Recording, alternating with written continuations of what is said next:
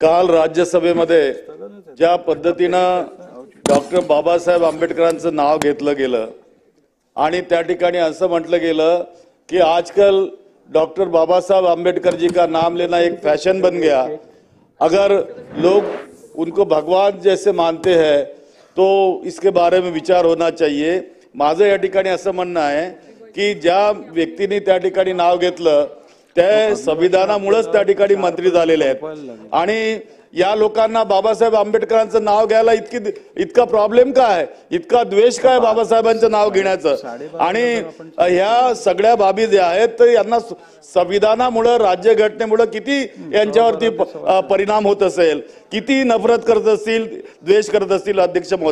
अध्यक्ष महोदय, हा केवळ बाबासाहेब आंबेडकरांचा अपमान नाही तर अख्ख्या देशाचा अपमान आहे, संविधानाला मानणारे सगळ्या समाजाचा या ठिकाणी अपमान आहे, दलित समाजाचा अपमान आहे।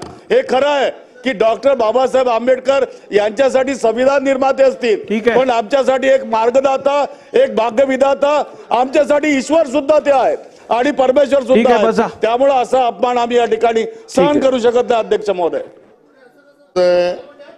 सदर औचित्याच्या मुद्द्यावर सदस्यांना त्यांचं मत मांडण्याचा आणि विषय मांडण्याचा नाही त्यांनी औचित्य मांडलं नाही, तुम्ही काहीतरी पॉइंट ऑफ इन्फॉर्मेशन म्हणून इन्फॉर्मेशनचा पण अधिकार आहे। पण अध्यक्ष महोदय, आपल्याला ठरवायला लागेल ना राज्यसभेच्या प्रोसिडिंगवर इथे चर्चा करणार का?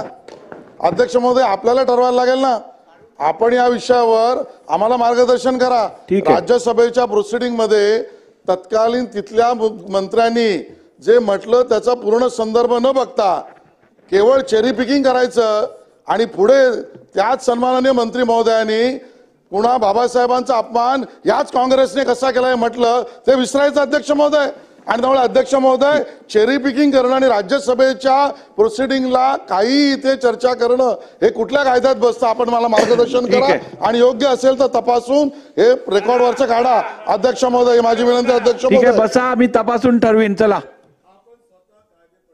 अध्यक्ष महोदय, हे सभागृह संविधानाने बनलेलं सभागृह आहे आणि या सभागृहामध्ये संविधानावर जे काही म्हटलं जात असेल किंवा संविधान निर्मात्यावर जर बोललं जात असेल तर ते म्हणणं या ठिकाणी मांडण्याचा आम्हाला संपूर्ण अधिकार आहे। या देशाला जर संविधान कोणी दिलं तर काँग्रेस पक्षाने दिलं, तुम्ही दिलेल्या माहितीची मी नोंद